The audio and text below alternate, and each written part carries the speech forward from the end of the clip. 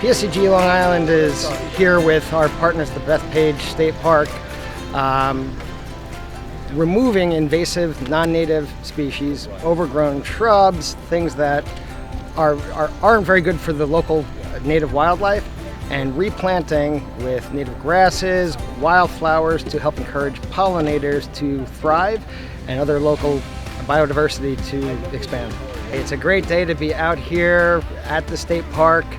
and working directly using all of our employees alongside state park volunteers and state park employees together doing this work that needs to be done to restore the local ecosystem and encourage our biodiversity here and sustainable living.